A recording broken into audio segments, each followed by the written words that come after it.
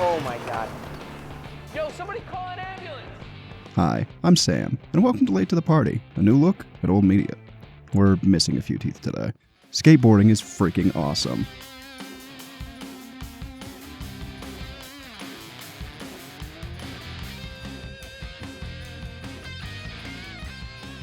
Rad. Like many kids who grew up in the early 2000s, I was first exposed to the sport of skateboarding through the Tony Hawk's Pro Skater series released for the 5th and 6th console generations. I learned about the style, attitude, and overall culture of the sport directly through them. I ended up playing most of the entries in the series in sequential order and got to see exactly how each entry improved upon the last in some way.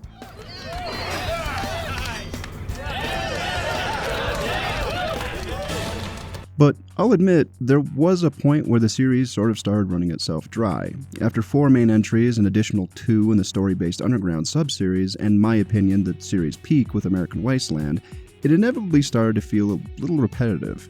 Between waning public interest and a couple of failed peripherals, its attempt to innovate itself and stay relevant face-planted directly into the pavement.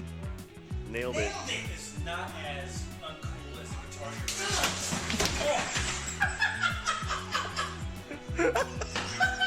When EA's Skate hit the 7th console generation, it quite literally changed the game.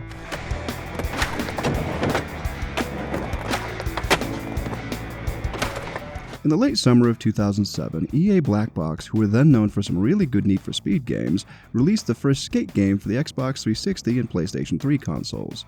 And with 9 titles in the Tony Hawk series all largely following the same core gameplay elements, the genre was primed for some radical innovation.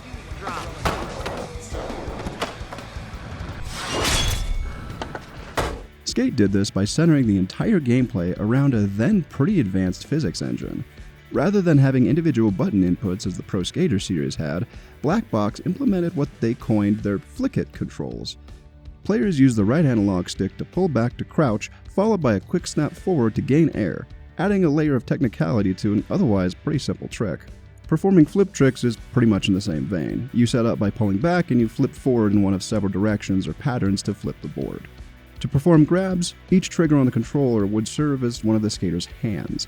Pressing either in conjunction with the direction of the right analog stick would contort the skater's body to whatever direction they choose and perform the more vert-based grab tricks.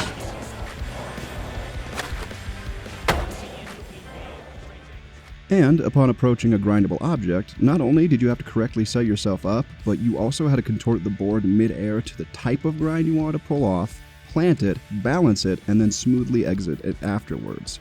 All this to say that Skate took the core gameplay in an entirely new direction. Rather than the arcade combo heavy madness that the Tony Hawk series was known for, Skate slowed things down and made it a borderline skateboarding simulator, successfully finding a balance between easy to learn and hard to master, but making that hard part so satisfying to pull off.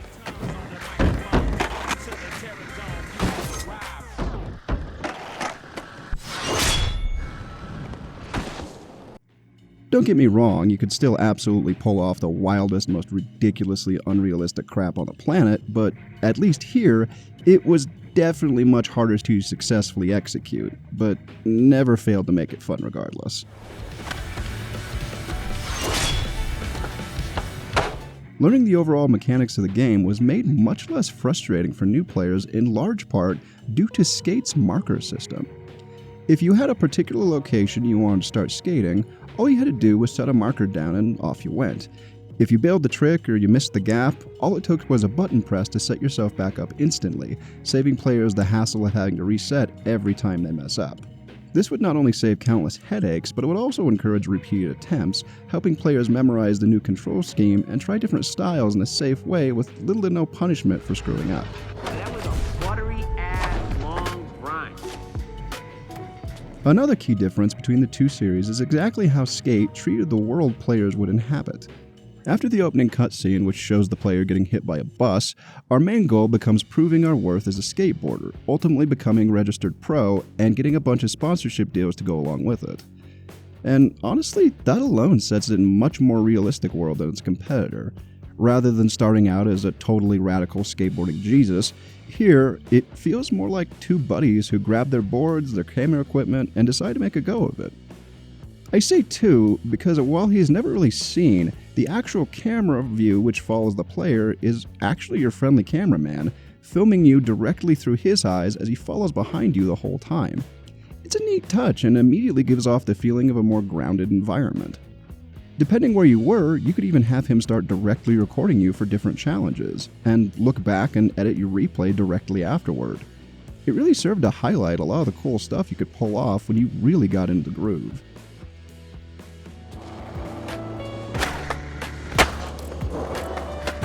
There was something really special about dropping down into a half-pipe and carving your way through your own lines around the city. And really, it never got old. Every trick, no matter how little, always felt so good to pull off.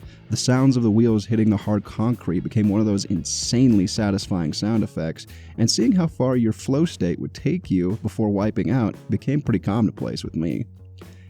It was in those moments where I realized why this has such an addicting gameplay loop.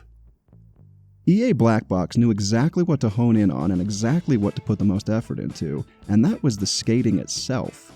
While the story was there and at least set up the premise of the game, it could be safely ignored almost outright, and you could still easily understand where you were and what you were supposed to do and where you're supposed to go.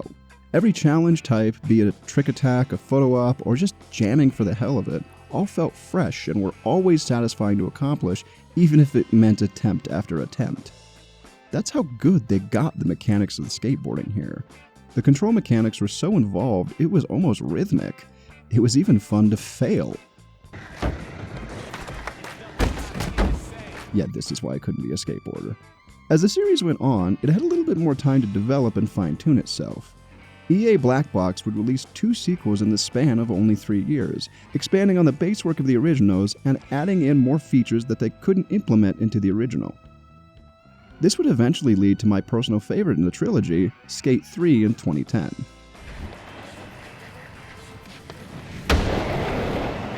Gee, I wonder who sponsored them. Out of all the games in the trilogy, if you're going to play one, I honestly think new and old players should start here. Skate 3, while released only 16 months after Skate 2, not only successfully expanded upon everything that made the series appeal to its player base, but more importantly, gave us a game that prioritized the fun of skateboarding over everything else.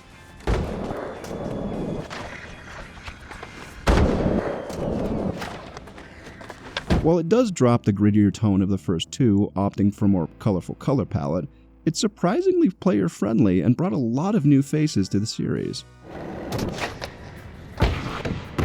With its charming skate school coached by Jason freakin Lee.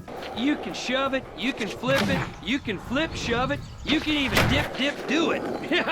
It serves as a great starting off point for new players in addition to being its own hub world unto itself, which serves it as an excellent practice area for players of any skill level. Once you start completing challenges, you realize the sheer variety of things you can do in this time around. You still had your own the spot challenges, your pro challenges, competitions, races, and everything else from the previous 2 games, but now you also get an entire team to manage while you progress, which I always thought was pretty cool. You got to choose your team's name, logo, and 3 other custom skaters to go along with you and join you in certain challenges as you sell more and more of your brand. And occasionally, you may even see them in the hub world. More than the previous 2 entries, customization was put in the forefront here, not just in your own character design, but in the hub world as well. You could drop obstacles like ramps, rails, and other items and move them around in real time to create your own skatable lines. Yes, you also had the more traditional park editor, but to be able to do this out in the hub world in real time made for some pretty amazing moments. It even leaned into the more humorous moments its predecessors had already teased towards. Hall of Meat, once just an occasional gag in Skate 1, had transformed into a full-fledged game mode, actively encouraging the gnarliest crashes and reveling in the absolute hilarious physics engine that made it so popular in the first place. There was something just morbidly satisfying about this mode, and there isn't a shortage of it in this entry. Call me childish, but ragdoll physics will never cease to be funny. Wear a helmet, kids. But if there's anything I can say about Skate 3, or even just the trilogy as a whole, it's that, more than anything, it respects the player's time. I've been playing video games since I was a kid. I have a pretty hefty collection across several gaming generations, and it's fair to say it's a pretty big part of my life. But if it isn't obvious from my previous videos, some of my favorite games tend to be more single-player, story-driven experiences. Don't get me wrong, I love all types of video games across all genres, but that's just what I tend to gravitate towards. But with my preferred taste in games comes an inevitable drawback. Time. Between my regular warehouse job, keeping myself fed, paying bills, and everything else that generally comes with having to be an adult, I don't always have as much time as I would like to commit to some of the games I'd otherwise love to get lost in. This is no way ragging on them, but if I'm going to play something like Kingdom Come Deliverance 2, I'd love to get at least an hour or two to get the maximum enjoyability out of every gaming session. There's no rush, is there? Skate, whether because of the nature of the genre or not, is almost best played in shorter increments. Oh jeez! There's been many days recently where I've had like 20 or so minutes before I've had to head out to work, so I just load this up and kill that time doing that. In less than 60 seconds, you can go from booting up your system to skating around a level and just doing whatever you please. Always satisfying to drop into a half pipe and start shredding, creating your own challenges, or even just riding with no discernible goal. It's entertaining nonetheless. I put a lot of hours into the game over the years, but most of them don't even come from doing the challenges. Most of them have come off from just skating around and getting lost in a session.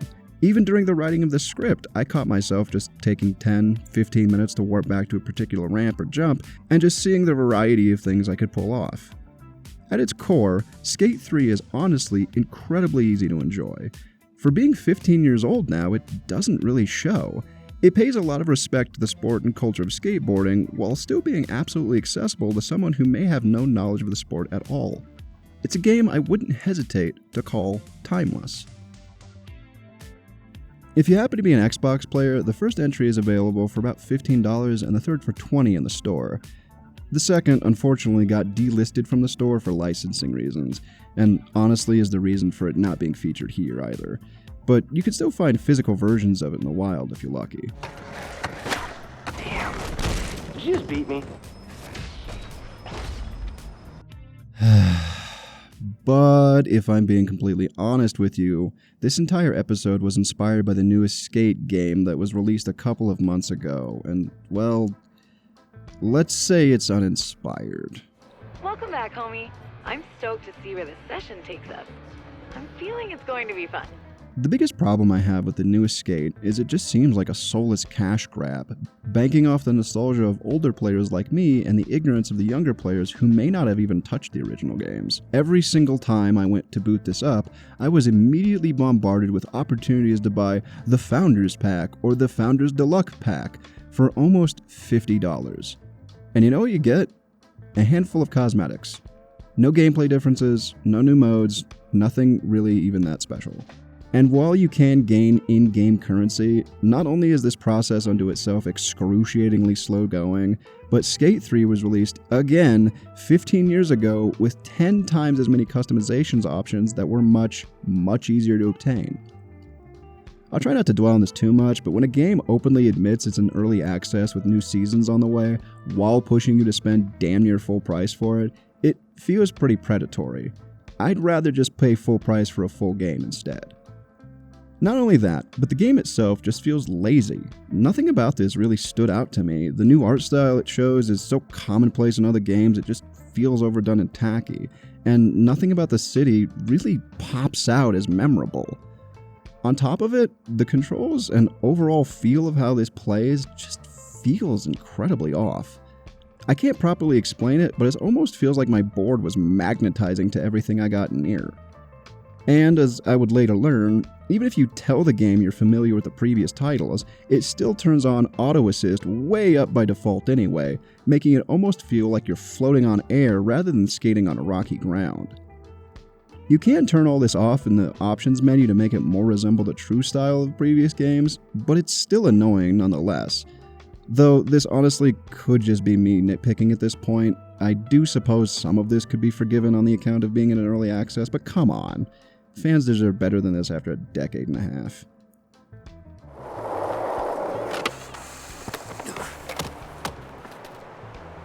I'm really happy I got to play this via Game Pass because honestly, I would have felt cheated if I actually spent money on this. Honestly, after about 20 minutes, I ended up getting so frustrated between its ungodly unattractive UI and its boring level design that I quit out, uninstalled it, set Skate 3 to download, went to make a turkey sandwich, and by the time I sat back down, I was ready to shred through something more worth my time.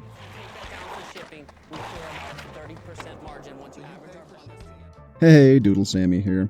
If you made it this far, I just want to say thanks. I figured after my last episode in the Gears of War series, I needed to have something a little bit more lighthearted and not outrageously long. Ooh, Bowser, baby!